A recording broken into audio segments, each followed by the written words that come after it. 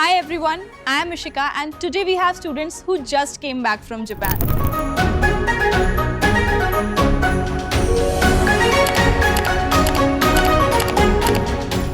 So let's talk to them and know their experience. So to start with, please explain me your Japan immersion program experience in one sentence. I would like to say that it was a fabulous experience, and if you're getting the chance, go grab it fast. Actually one sentence भी ये कम पड़ जाएगा but it was something जो मैंने कभी सोचा नहीं था it would happen but it actually did and I am still digesting it. It was very memorable और मेरे जर्नी का हमेशा पार्ट रहेगा ये. It was like perfect blend of education and अपनी बकेट लिस्ट को पूरा करना. तो आपकी बकेट लिस्ट में क्या क्या था? मेरी बकेट लिस्ट में था वहाँ का स्किन केयर और एनिमे वर्ल्ड को अपनी मतलब हमेशा से हमने नेटफ्लिक्स में देखा है लेकिन उसको अपनी आंखों के सामने एक्सपीरियंस करना. और लड़कियों के लिए तो it was like country side में जाके गिबली वर्ल्ड को एक्सप्लोर करना. So what was your biggest learning you took away from Kyoto University? From Kyoto University, the biggest learning was their research-oriented mindset. For me, the learning I took away was that I saw in real life how professors and students collab on real world problems instead of taking them theoretically. So as a BTech computer science student, what inspired you most academically? Actually it was more like वो सिर्फ class तक उनका AI उनका automation सिर्फ class तक नहीं थे. It was more like कि आप जब ट्रेन्स में जा रहे हो, आप मेट्रो स्टेशन पे जा रहे हो, आप नॉर्मल आप फुटपाथ क्रॉस कर रहे हो, इट वॉज देयर टू. वहाँ पे एक चीज़ थी जो कि मेरे को याद है, अगर आप साउथ टू ईस्ट जा रहे हो आपके फुटपाथ पे डिफरेंट काइंड ऑफ आवाज़ चल रही है और जब आप ईस्ट टू वेस्ट जा रहे हो तो अलग आवाज़ चल. It was more like they were technologically involved in many things in their regular life, day to day life. So did you saw any difference in education systems of Japan and India? Well, there was a lot of difference from India. Like they focused more on practical rather than theory. You can see more research collaborations over there in spite of India. And I could say like Japan is moving forward to a great practical approach, like becoming technological advanced more and more from India. Basically, students there focus more on research based things and solving problems according to long term research plans. So you visited the Kamigamo experimental station. So what made that visit memorable? सो ये मेरा favourite question है. इसके ऊपर मैंने वहाँ पे presentation भी दी थी. एक्चुअली मेरा टॉपिक था सर्कुलर इकोनॉमी जिसमें मैंने प्रेजेंट किया था फॉसल के बारे में. जब हम स्टेशन गए थे हमें वहाँ पे प्रोफेसर्स ने बताया था और दिखाया भी था, लेकिन वो तो एक फॉसल था जिसके बारे में साइंटिस्ट बिलीव करते थे कि वो एक एक्सटिंक्ट हो चुका है. लेकिन 70 इयर्स बैक चाइना में उसके कुछ स्पीशीज़ मिले थे जिसको रिसर्चर्स ने वर्ल्ड वाइड भेज दिया था ताकि उसके स्पीशीज़ और फैल सके, जिसमें उन्होंने भेजा था यूनिवर्सिटीज़ को और रिसर्च ग्रुप्स को. So apart from academics, what Japanese values impressed you the most? For me it was उनके टाइम की पंक्चुअलिटी. और जैसे कि आप ट्रेन्स में जा रहे हो, ट्रेन हमेशा ऑन द स्पॉट टाइम पे आती है. It's not a minute up और डाउन. और जैसे मेरे फ्रेंड ने बोला पंक्चुअलिटी, तो वहाँ पर कल्चरल भी बहुत इम्पोर्टेंट देते हैं. और लाइक वहाँ पर सिटीजन्स भी सेल्फ रिस्पॉन्सिबल है कि लाइक अपना कचरा वचरा सब अपना खुद अपने हिसाब से मेंटेन रखते हैं, पूरी क्लीनलीनेस रखते हैं, सारे रूल्स भी फॉलो करते हैं और अगर कोई तोड़ता भी है तो उसको भी करेक्ट करते हैं. So आपने कभी सोचा था कि KR मंगलम की क्लासरूम से आप जापान की क्लासरूम में क्लासेस अटेंड करोगे? For me personally, मैंने कभी ऐसे एक्सपेक्ट नहीं किया था, तो it was like a dream come true I guess. Actually मेरे पहले भी दोस्त UK और लंदन वाले प्रोग्राम में गए हैं वो तो एंड दुबई वाले में गए थे, तो मैंने सोचा था मे बी वन डे मैं जाऊंगा, बट जापान के बारे में कभी नहीं सोचा था. आई थॉट कि ऑस्ट्रेलिया हो सकता है, मलेशिया हो सकता है, UK हो सकता है, but Japan was never. If I be honest about this question, मैंने KR मंगलम में एडमिशन लेने से पहले ही ये चीज़ इनके पेज पे देखी थी कि यहाँ पे इमर्शन प्रोग्राम्स होते हैं, तो मैंने तो एडमिशन भी ये देख कर ही लिया था यहाँ पे.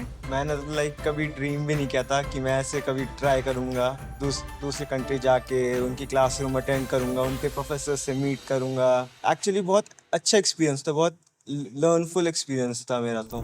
So what was your favorite cultural experience during the trip? So during our trip हमने एक थिएटर शो देखा था which was like a Japanese dance cultural show. It was उसमें कुछ बोल नहीं रहे थे. It was just a musical show and it was the most immersive and amazing thing जो हमने अपने खुद के आंखों से देखा, बिकॉज वो इतना इंटरेक्ट करते हैं.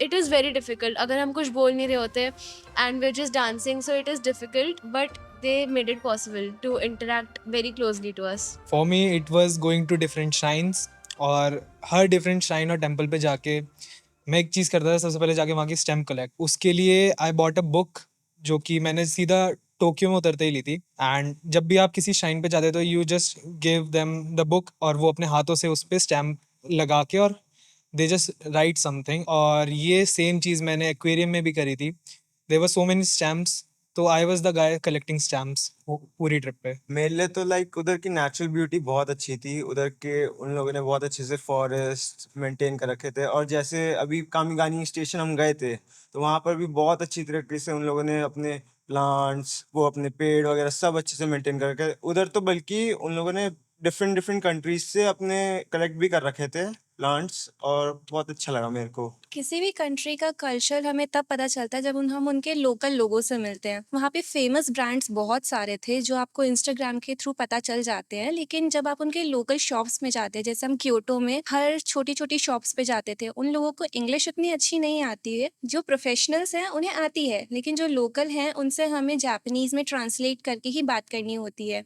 तो ये चीज़ें शायद वहाँ जाकर ही पता चल सकती है. How did interacting with Kyoto University students change your perspective? So interacting with students there was very interesting because even वो लोग बहुत interested थे हमसे जानने में कि हमारे यहाँ पे education कैसे होती है. So not just education, we also told them about our culture, and we told them that how we celebrate festivals here, what kind of food we eat, street food, cultural food, etc. Despite cultural differences, as she mention, कि हमने उनसे बात करी हमारे festivals के बारे में, खाने के बारे में. हमने भी वहाँ के जाके लोकल फूड ट्राई करे, रामेन खाई, मोची खाई, सब कुछ हमने ट्राई करा. हमने उन्हें भी बताया कि आप यहाँ पे आके गोलगप्पे खा सकते हैं, सब कुछ. So, what was your most memorable moment of the entire trip? मेरा most memorable moment second day था. उस दिन हम लोगों ने शिनकानसेन, जो कि बुलेट ट्रेन है उधर की, वो हमने ली थी क्योटो के लिए. और फिर उसी दिन हम लोग, फिर ओरिएंटेशन भी था क्योटो यूनिवर्सिटी का, तो फिर वो भी हम लोगों ने देखा. फिर उसी के बाद in the evening we went to इनारी पॉइंट, जो हम ऊपर ट्रैक करके गए थे. तो हम करीब 4 लोग थे, तो उसमें हमारे साथ मैम भी इंक्लूडेड थी. तो हम लोगों ने बहुत अच्छा सनसेट भी देखा, बहुत इन्जॉय किया हमने वो व्यू. एंड इसमें मैं एक चीज़ इंक्लूड करना चाहूँगी. तो उसमें हम चारों ही थे जो हम ऊपर ट्रैक करके गए थे. तो उसमें हमारे पास एक्चुअली एक टाइम लिमिट थी कि हमें 6:30 नीचे पहुँचना है. और हमने स्टार्ट कब करा था, like 20 minutes ago, 20 to 25 minutes ago. हम 10 मिनट के अंदर अंदर ऊपर भाग के गए हैं. हमने फ़ोटोज़ वीडियोज़ करी एंड हमें 5 मिनट के अंदर अंदर नीचे आना था. क्योंकि वहाँ पे एक चीज़ है कि जो रेस्टोरेंट्स वगैरह है क्योटो में, एक्चुअली मॉल्स, रेस्टोरेंट सब 8 बजे बंद हो जाते हैं. तो हमारे पास वो एक टाइम लिमिट थी, तो हमने उसमें इंजॉय भी करा, हमने उसमें नीचे भी आना था. तो that was the greatest experience ever. As in India मैं बहुत ज़्यादा एनिमे देखता हूँ. From my class 9 I have been watching anime. So मेरी जो मोस्ट मेमोरेबल चीज़ है वो थी हर शॉप पे जाके वहाँ से कुछ ना कुछ एनिमे का सामान खरीदना. मैंने एटलीस्ट 7 से 8 एनिमे के फिगर मैंने सिर्फ जापान से लिए हैं. उसके बाद आपके कार्ड्स हो गए, आपके स्टिकर्स हो गए.